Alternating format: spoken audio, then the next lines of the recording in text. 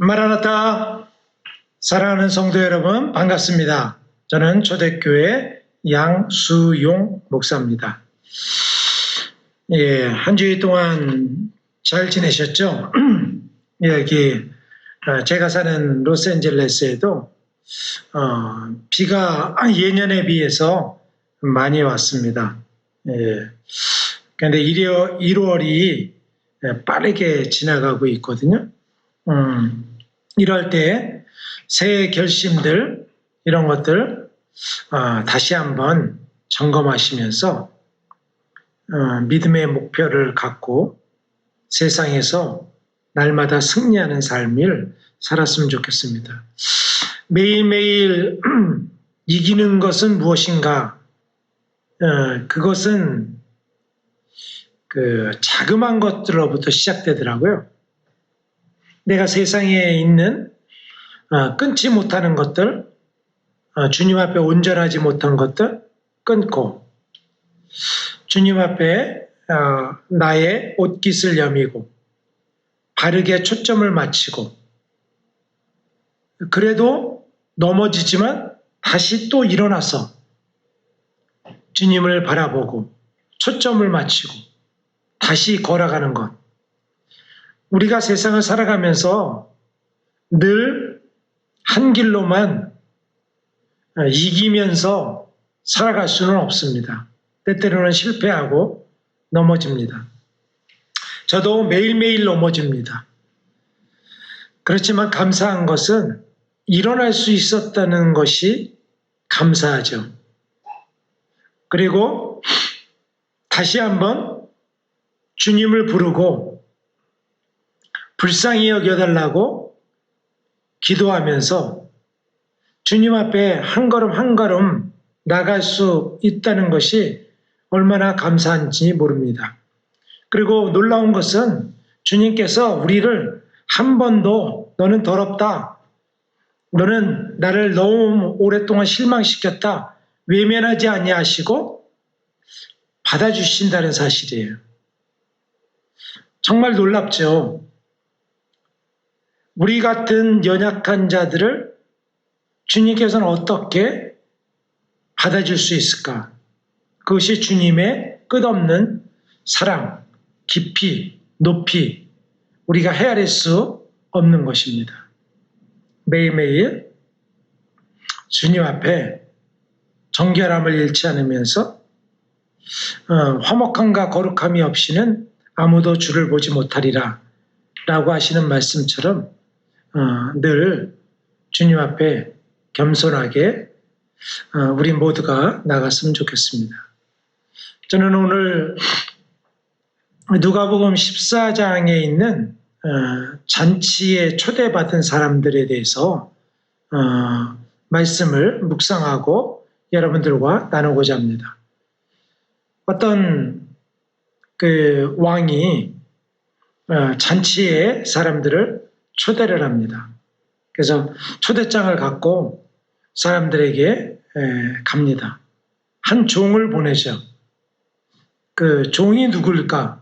종이 바로 예수님입니다. 예수님을 보낸 거죠. 그러니까 마태복음에 보면 종이 또 갔다가 살해를 당합니다.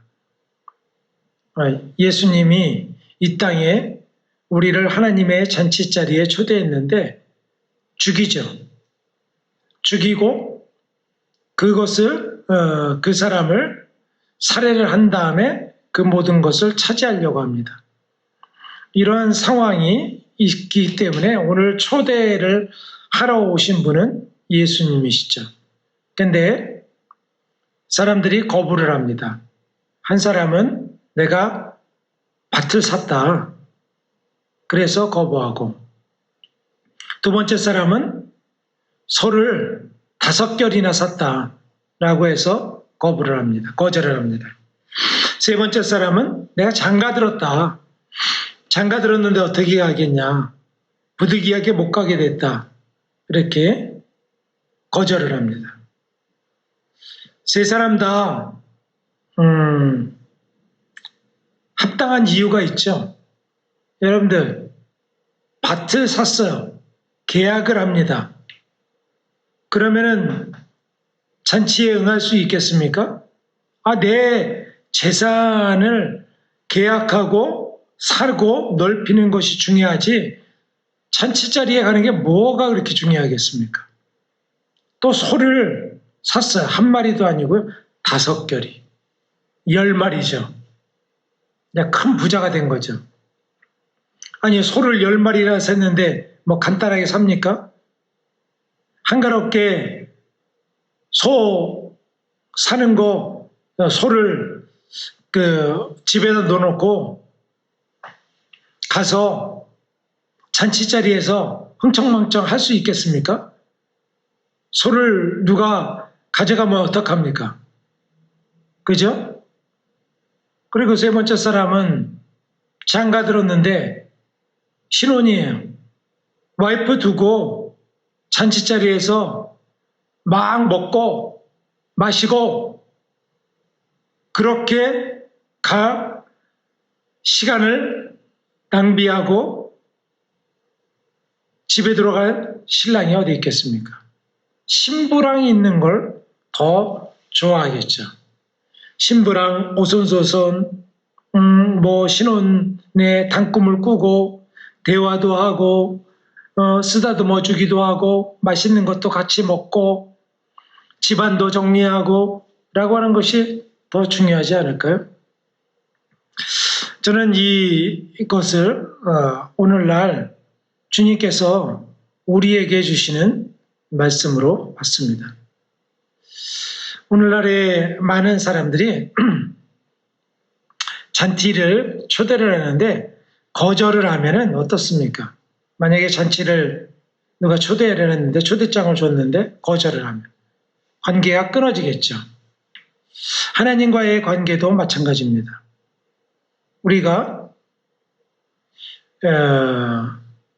하나님의 초청에 거절을 한다면 하나님과의 관계가 끊어지는 거예요.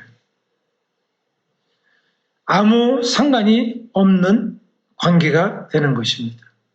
우리는 초청에 응답하는 사람들이어야 돼요. 그런데 우리는 이제 이 세상에 살고 있잖아요. 그렇기 때문에 이 세상에 관심이 많습니다. 여러분들은 2023년 새해에 어떤 관심을 갖고 계십니까? 올해는 경기도 어렵다는데 경제적인 독립을 해야 되겠다. 돈을 많이 벌어야 되겠다.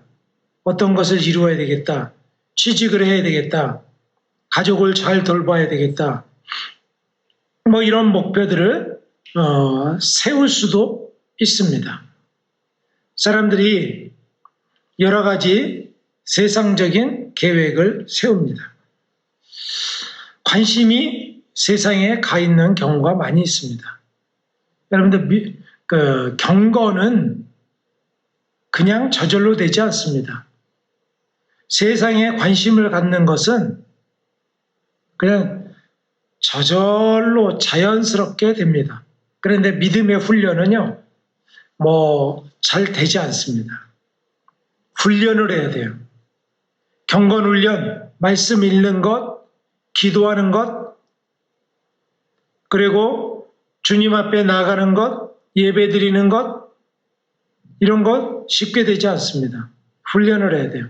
여러분들 기도를 안 하다가, 기도를 한 달간만 안 하다가 기도를 하면은 기도가 잘 안 나옵니다. 혀도 안 풀립니다. 기도를 어떻게 해야 될지 몰라요. 말씀을 안 읽던 사람이 갑자기 말씀이 잘 익혀지지 않습니다. 훈련을 해야 돼요. 여러분들 예배를 드리는 습관, 새벽 예배를 드리는 습관, 이런 사람들이 따라가지 갑자기 어느 날 되지 않는다고 하는 것입니다. 주님은 이렇게 세상에 눈이 팔려 있는 사람들에게 초청을 하십니다. 작년에도 초청하셨고요. 올해도 초청하시고 지금도 초청하십니다.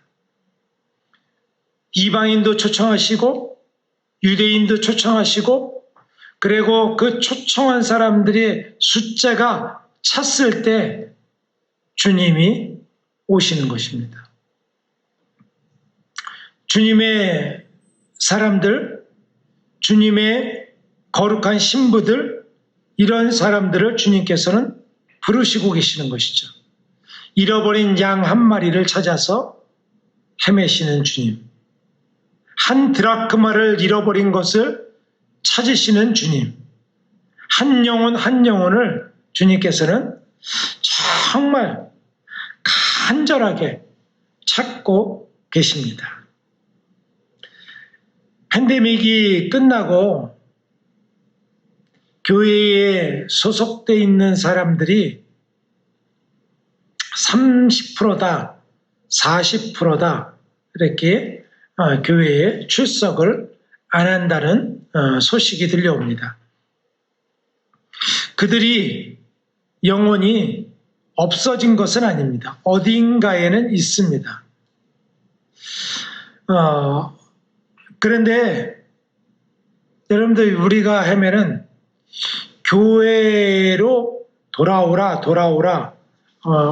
요즘에 목사님들이나 전도사님들을 구역장, 속장, 순장 이런 분들이 전화를 많이 하시죠. 교회를 나오라. 대면 예배를 출석하라. 올해는 새 시작하라. 라고 하는 전화를 많이 받습니다. 근데 교회를 나간다고 교회의 공동체에 소속되어 있는 것이 아닙니다. 교회를 나가지 않아도 공동체에 소속되어 있는 사람이 있을 수 있습니다. 왜냐하면요, 교회는 건물이 아닙니다. 예배를 드린다고 교회를 다닌다, 그곳이 교회다 라고 생각하시지 않나요? 나는 오늘 한 주일 예배를 드렸다. 가정에서 드리건 이렇게 하면 사람들이요, 주일 성수했다고 생각하고, 그리고 교회에 소속되어 있다고 생각을 합니다. 교회는 그런 것이 아닙니다. 교회는 예배 드리는 곳이 아니에요. 예배도 드리는 거예요. 예배는 하나의 교회의 그런 하나의 구성 요소입니다. 교회는 하나의 공동체예요. 예수님의 몸입니다. 서로 사랑하고 목숨을 내어주며 하나가 되어서 예수님을 주인으로 삼고 하나가 된 그런 믿음의 공동체. 이것이 초대교회일 수도 있고 또 어나더 처치가 될 수가 있는 것입니다. 그렇기 때문에 우리는 교회에 대해서 반드시 교회를 위해서 사랑하고 교회를 위해서 지키고 소중히 여기고 위해서 살아가야 됩니다. 주님의 몸을 귀하게 여기는 거예요. 교회를 함부로 공동체를 깨트리거나, 이것은요, 사람들이 아무렇지도 않게 주님의 몸을 찢어버리는 것 같은 거예요. 만약에 예수님을 우리가 칼을 갖고 찢는다고 생각해 보세요. 있을 수 있습니까? 그런데 교회 공동체를 만약에 그렇게 한다면 그러한 엄청난 죄를 짓게 되는 것이죠. 그렇기 때문에 우리는 교회를 소중하게 여기고 교회를 사랑하고 교회를 위해서 희생하고 교회를 위해서 전부를 내어주신 그리스도의 그런 삶을 따라가야 되는 것입니다. 오늘날 주님께서는요, 많은 사람들을 초청하십니다. 우리를 지금 주님의 몸된 공동체로 초청하시고 계신 것이죠. 제가 선교사님들한테 들었는데요. 모슬렘권에서는요, 선교사들이 가서 살해를 당하고 전도를 잘 못하는 지역이 많습니다. 굉장히 호전적이죠. 가서 불사지르고 돌로 찢고 칼로 죽이고 총으로 총살하고 이런 일들이 비일비재하지 않습니까? 그런데 모슬렘권에서 주님이 일하시는 방법은 꿈에 정말 몇 날 며칠을 꿈에 예수님이 나타나시는 거예요. 그래갖고 묻습니다. 당신은 누구십니까? 나는 예수다. 예수가 누굽니까? 모슬렘권에 있는 사람들은 예수를 한 번도 들어보지 못한 사람들 있죠. 그래서 예수가 누굽니까? 라고 했더니 어디로 가라 라고 했더니 그 동네는 모슬렘권이기 때문에 모스크는 있지만 교회가 없는 거예요. 찾아갔더니 외국인들이 다니는 교회가 있어요. 거기를 찾아가서 세례를 받고 예수를 영접한 모슬렘 사람들. 그들은 목숨을 걸고 자기 고향에 들어가서 또 고향 사람들에게 전도를 하다가 순교를 하는 사람들도 생겨납니다. 주님은 다양한 방법으로 미디어를 통하여서 전도대원들을 통하여서 교회들을 통하여서 그리고 사람을 통하여서 초청하고 계십니다. 이 초청에 어떻게 해야 될까? 오늘 본문에 보면 초청에 예수님을 통하여서 초청을 했는데 초청에 거부한 세 가지 유형의 사람들이 나옵니다. 오늘 이 사람들을 통하여서 오늘날 우리들의 모습도 살펴보고요. 이 초청에 어떻게 응할 것인가 이것을 한번 우리가 믿음으로 반응하는 귀한 시간 되었으면 좋겠습니다. 첫 번째로는 밭을 사서 초청에 응하지 않는다는 사람이에요.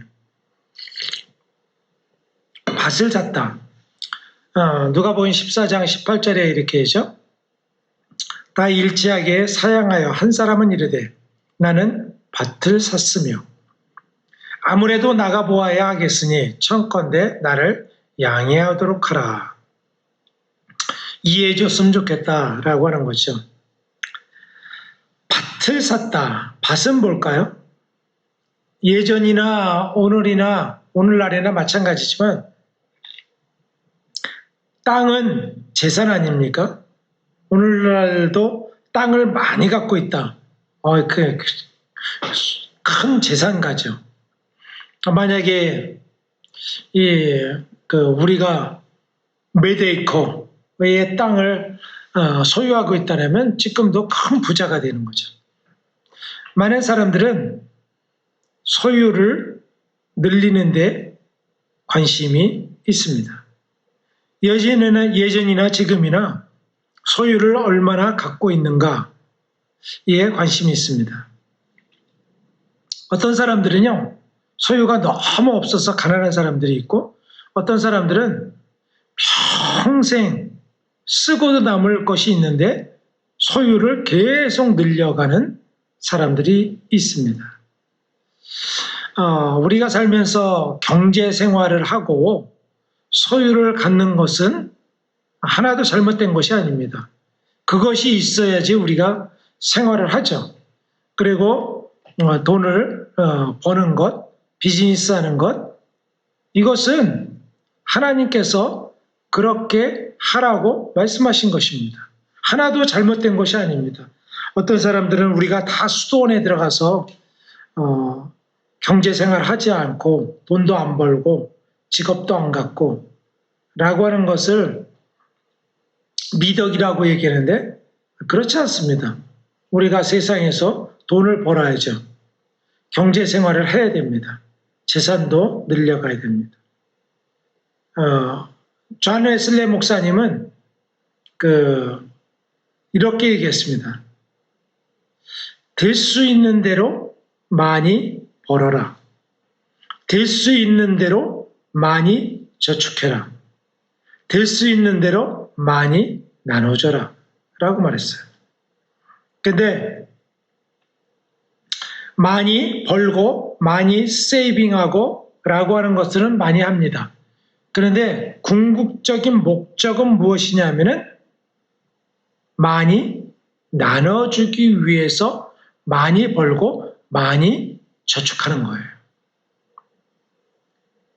목적이 있는 것입니다. 여러분들 인생에도 목적이 있는 거예요. 돈을 버는 목적이 무엇인가요? 많은 사람들이 돈은 열심히 버는데 목적이 없어요. 땅은 열심히 사요. 목적이 없어요. 그거를 바로 졸부라고 하는 것입니다. 여러분, 진정한 부자는요, 우리가 다 부자가 돼야 되는데, 부자는요, 그런 것이 부자가 아닙니다. 성경에 보면은 아브라함도 부자였고요, 이삭도 부자였고, 야곱도 부자였습니다. 우리가 부자인 사람들을 성경에서 많이 있죠. 다윗도 부자고 솔로몬도 부자죠. 모든 믿음의 선진들 중에서도 부자들이 많습니다. 역사상 가장 많은 헌금을 드린 사람이 누굴까요? 생각해 보셨어요?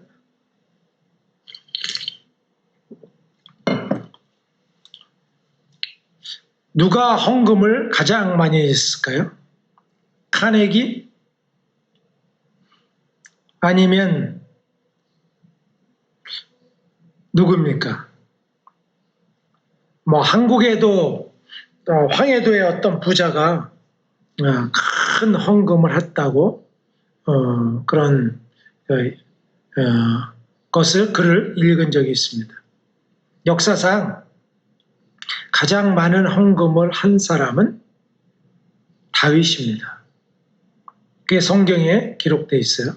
다윗이 얼마나 많은 헌금을 했냐면 부자였기 때문에 헌금을 할 수 있었겠죠. 역대상 29장 3절에서 5절에 보니까 내가 사유한 금은으로 사유한 국가의 재정으로 성전에 헌금한 것이 아닙니다. 사유, 개인 재산으로 금은으로 내 하나님의 성전을 위하여 드렸노니 곧 오빌의 금 3,000달란트와 수는 7,000달란트라. 모든 성전 벽에 입히며 금은 그릇을 만들며 장인의 손으로 하는 모든 일에 쓰게 하였느니 오늘 누가 즐거이 손에 채워 여호와께 드리겠느냐 하는지라. 야, 금 3,000달란트, 은 7,000달란트. 여러분들 국가의 재정이 그 당시에 금으로 환산하면요 한 600달란트 됐답니다.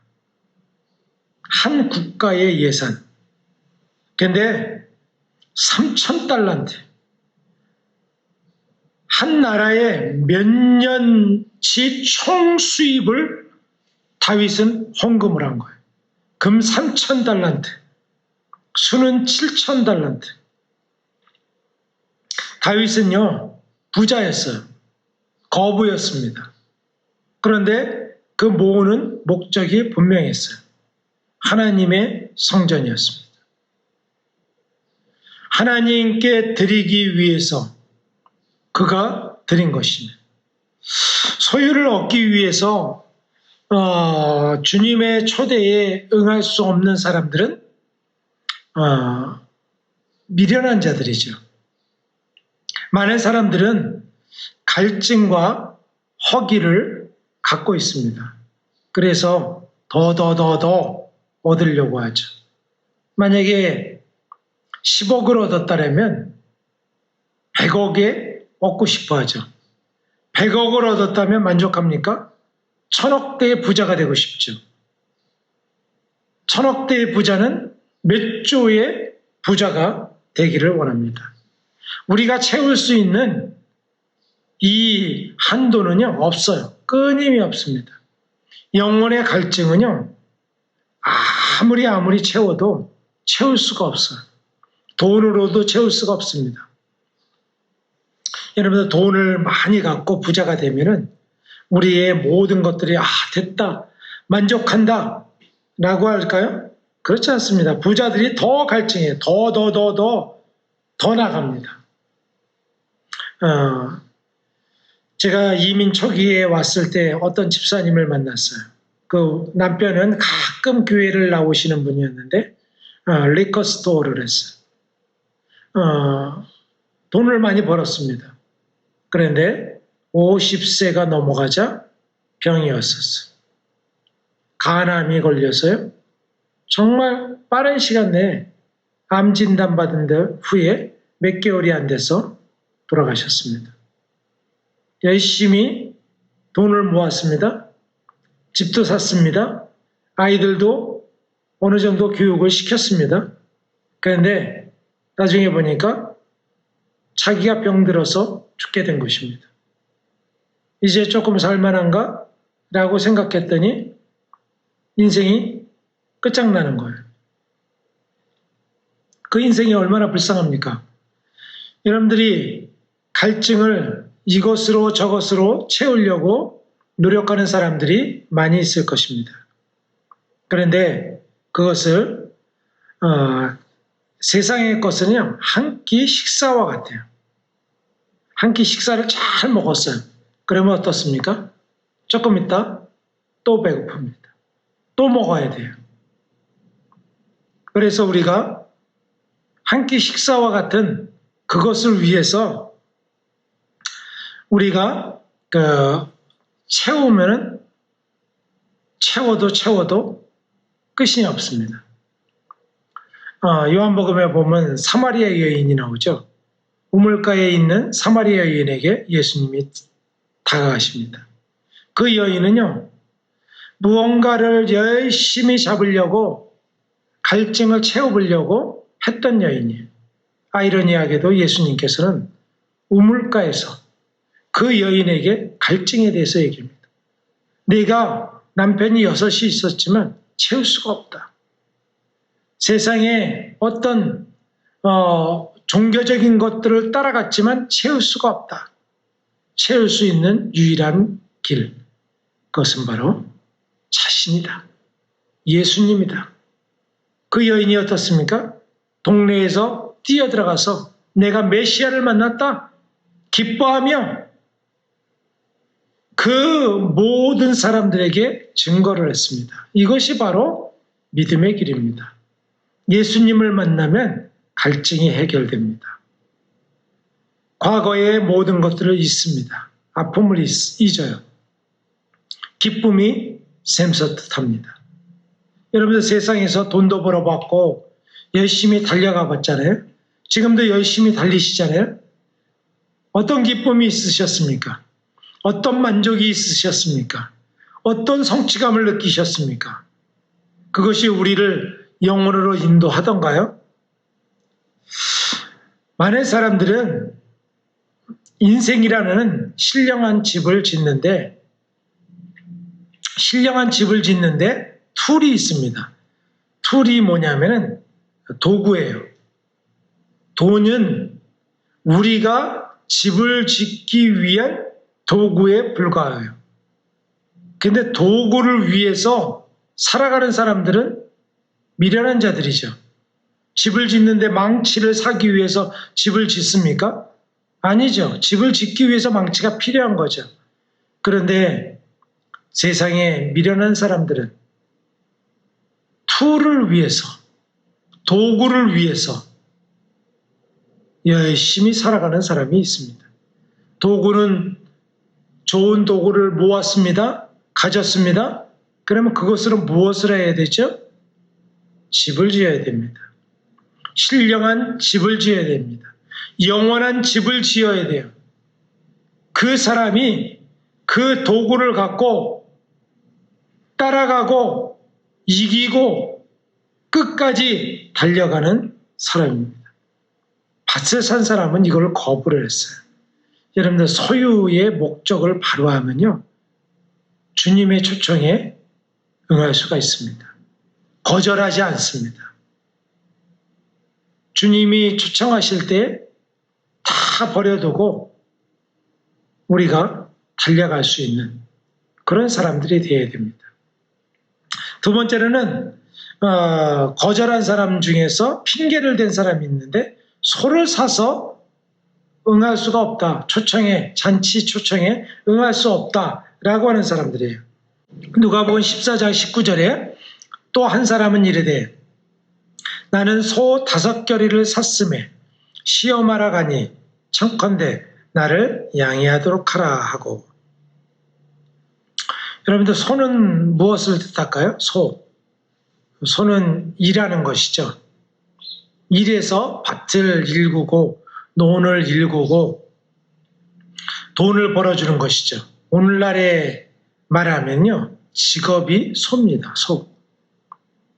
여러분들 여러분들 무슨 일을 하고 계시죠? 직업 소중히 여기시죠? 내가 만약에 닥터다, 변호사다, 비즈니스맨이다, 이런 거 굉장히 중요시 여기죠. 소는 농사를 짓는데 생계와 연관됩니다. 우리가 갖는 직업은요, 생계와 연관되어 있죠. 그죠? 그래서 이 소를 10마리나 샀는데 이 사람은 좋은 직업을 갖고 있는 거야. 소를 10마리나 갖고 있는 그런 사람입니다. 거기서 농사를 얼마나 크게 짓겠습니까? 수입이 많은 거죠. 직업을 통하여서. 내가 병원을 하는데 병원장인데 병원에서 수입이 엄청납니다. 그런데 병원의 일 때문에, 내 직업 때문에 주님의 초청에 응할 수가 없는 사람들 있을까요? 있죠. 오늘날 자기 직업을 자기 영혼보다 더 귀하게 여기는 사람들이 많이 있습니다. 현대의 많은 사람들은 야망과 욕망으로 바쁘게 움직입니다. 오늘날 많은 사람들이 하는 말 중에서 자주 하는 말이 바쁘다. 어떻게 지내십니까? 그냥 바쁘게 지냅니다. 그러면 잘 나가고 있구나 라고 생각하십니까? 예. 바쁜 것이 입에 달고 다녀요. 아침부터 저녁까지 열심히 뜁니다. 직장에서 인정받고 좋은 커리어를 쌓고 승진도 하고 그리고 돈을 많이 벌고 자기의 위치도 높이고 이러는 것에 관심이 얼마나 많은지 모릅니다. 하루 24시간이 있어도 부족해요. 그런데요, 주님의 초청에 응할 시간은 없어요. 제가 여기 미국에서 나오는 신문인데요. 미국에서 사람들이 하루 중에 컴퓨터, 스마트폰, 타블렛을 하는 그런 시간이 평균 5시간이라고 합니다. 여러분들은 어떠신가요? 컴퓨터와 타블렛 그리고 스마트폰 하루에 몇 시간이나 할까요? 어마어마할걸요? 제가 한국에 갔더니 지하철에서 사람들이 다 스마트폰을 보고 있더라고요. 어디 가서 조금 기다리는데도 다 스마트폰 보고 있고, 커피숍에서 보고 있고, 식당에서도 보고 있고, 심지어는 집에서도 보고 있고, 업무 시간에도 보고 있지 않을까요? 이것을 계산했더니요, 평생 14년 동안 이 영상을 보고 있는 거라고 이야기하더라고요. 거기에 보면 여러분들이 아침에 일어나서 저녁에 잠들 때까지 바쁜 시간에 계속 뭔가를 보고 있는 거죠. 이것이 우리의 눈을 산란하게 해요. 저도요, 이렇게 책 좀 보려면 뭐 이렇게 카톡이 오고, 뭐 메일이 오고, 페이스북도 들어가 보고, 이렇게 하면은 어느샌가 뭐 10분이 지나가고요. 20분이 지나가고 그럴 때가 많아요. 깜짝 놀라갖고 던져버려요. 그러니까 집중이 안 되게 합니다. 세상의 속도를 따라가다 보면요. 너무 바쁘게 지나가는데 정작 중요한 거는 하지 못하고 지나가는 경우가 많이 있습니다. 여러분들, 작년에 한 해 동안 여러분들이 의미 있고 중요하게 보냈던 정말 이것은 내가 잘했다라고 하는 것이 무엇이 있나요? 그 많은 시간 동안에 올해도 빠르게 시간이 지나가고 있지 않습니까? 그런데 정작 중요한 것은 어떤 것을 하고 있나요? 주님께서는 여러분들에게 초청하십니다. 여러분들이 하는 일보다 주님의 초청에 귀 기울이기를 원하십니다. 얘야, 내게 나오지 않겠느냐? 나와 얼굴 좀 마주치지 않겠느냐? 나와 심정이 통하지 않겠느냐? 라고 물어보십니다. 여러분들이 소중하게 여기는 직업, 커리어, 그거보다도 주님과 함께하는 거룩한 시간, 주님 앞에 드려지는 초청에 응하는 주님의 만찬자리에 다가가는 그 시간을 귀중히 여기는 우리 모두가 되었으면 좋겠습니다. 세 번째, 핑계를 댄 사람은요, 결혼을 해서 거절을 합니다. 초청에 거절합니다. 누가복음 14장 20절에 또 한 사람은 이르되 나는 장가 들었으니 그러므로 가지 못하겠노라 하는지라. 장가 든 사람이 어디를 갑니까? 와이프랑 같이 있어야죠. 제가 신혼 때인데요. 제가 대학원을 다니기 전에 결혼을 해서 그리고 결혼식을 했는데 결혼식을 하고 얼마 후에 제가 미국을 갈 일이 있었습니다. 그러니까 와이프는 혼자 있고 저는 이제 미국에 목사님들을 모시고 가는 프로그램이 있었어요. 거기에 따라갔습니다. 그랬더니 와이프가 공항에 나오면서 막 눈물을 흘리더라고요. 그리고 따뜻하게 입고 있으라. 그때 겨울이었었는데 그렇게 하고 그리고 바리바리 챙겨주고 그것이 엊그저께 같습니다. 같이 갔던 일행의 목사님들이 그때 전도사인데 양전도사 신혼인데 어디를 가? 예쁜 와이프 그리고 같이 오순도순이 있어야지 이렇게 농담으로 막 건네고 그랬어요. 신혼 때 이렇게 간다는 게 참 쉽지는 않은 거죠. 이 사람도 거절을 했습니다. 내가 장가 들었으니 양해하도록 하라 라고 했어요. 이 장가 들은 사람들, 이 사람은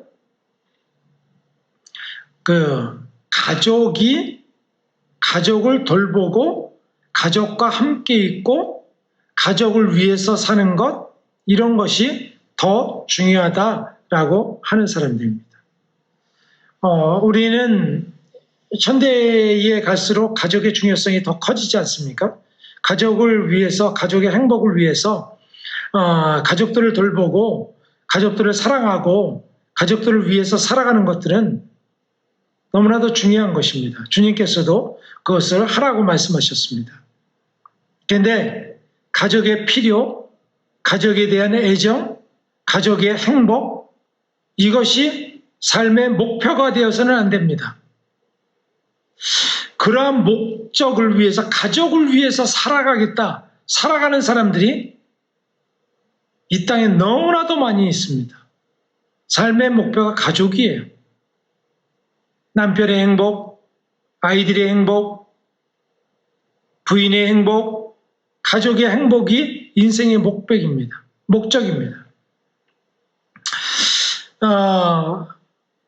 겉으로는 좋은 아버지, 어머니처럼 보이고 행복한 가족으로 성공했다고 생각을 합니다.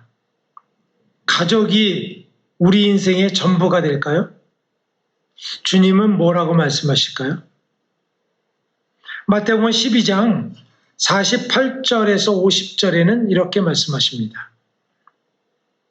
말하던 사람에게 대답하여 가라사대 누가 내 모친이며 내 동생들이냐 하시고 누구든지 하늘에 계신 내 아버지의 뜻대로 행하는 자가 내 형제요 자매요 모친이니라 하시더라. 주님께서 하신 말씀이죠. 주님께서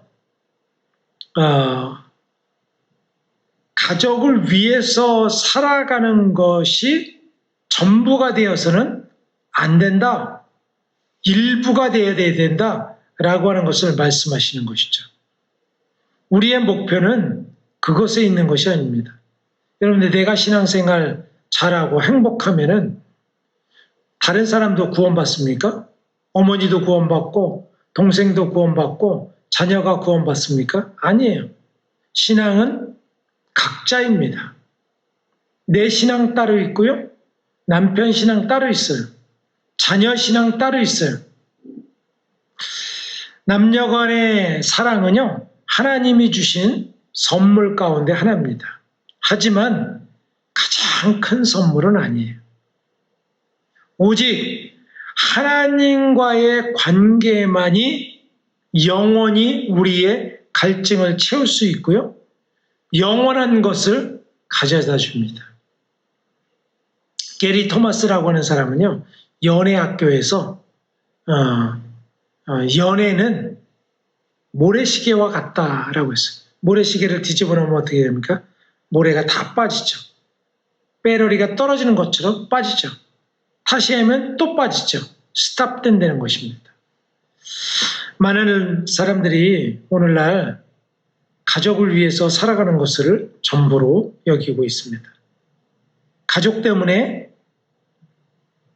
가족을 돌보느냐고, 가족의 여러 가지 것들을 하느냐고 주님의 초청에 응할 수 없다면 그것은 미련한 사람입니다. 성도 여러분께서 가족을 돌보는 것, 가족의 생계를 책임지는 것, 가족을 서포트하는 것 중요합니다. 그러나 더 중요한 것은 우리 주님의 초청에 손길에 응하는 것입니다. 자녀의 문제, 가족의 문제, 결혼의 문제 이것 때문에 정신없이 뛰어다니는 사람들이 있습니다. 인생의 모든 것들을 소비하는 사람들이 있습니다. 다른 사람들을 돌보는 일, 교회 공동체를 돌보는 일, 하나님께서 주시는 사명을 완수하는 일, 이런 것들은 뒷전이에요. 그래서 인생의 끝자락에 보면은 아무것도 남는 것이 없는 사람들이 있습니다. 이것은 마치 잔치에 초대받고 그냥 잔치집으로 오라고 하는 그런 초청을 거부한 것과 같은 것입니다. 주님의 초청에 손절하면요, 주님과의 관계가 깨어집니다.